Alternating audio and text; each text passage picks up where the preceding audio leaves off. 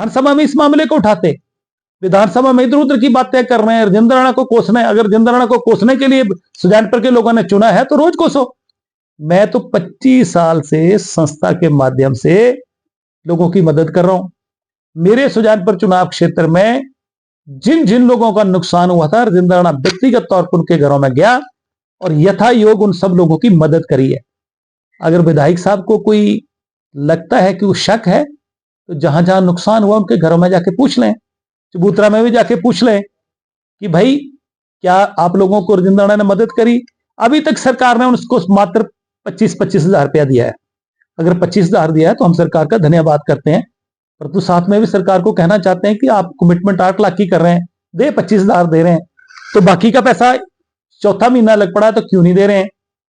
विधायक साहब ने भी 5-5 हजार रुपया दिया है, हम उस बात के लिए भी विधायक साहब का धन्यवाद करते हैं कि 5-5 हजार रुपया दिया, हमने तो उस पर कोई टिप्पणी नहीं करी।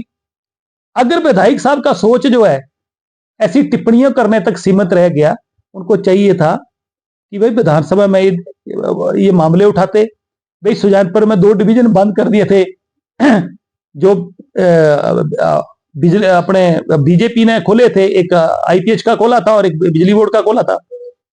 3 साल बाद आईपीएच का तो दोबारा खोल दिया, क्योंकि शायद पहले उसको खोलने में कोई कमी रह गई होगी, और बिजली बोर्ड का भी नहीं खुला, उसकी बात तो उठाई नहीं।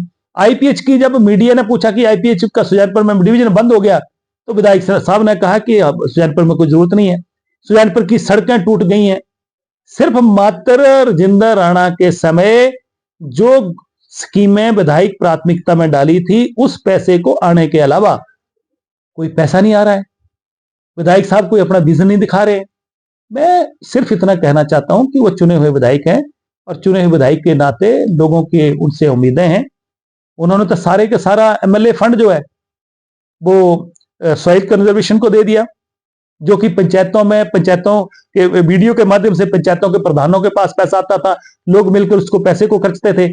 वो पैसा मुझे जो जानकारियां मिल रही हैं कि वो पैसा इसलिए दिया गया सॉइल कंजर्वेशन को कि अपने लोगों को, अपने परिवार के लोगों को, अपने रिश्तेदारों को ठेके वहां से सीधे तौर पर दिए जा सके। ये हो क्या रहा है?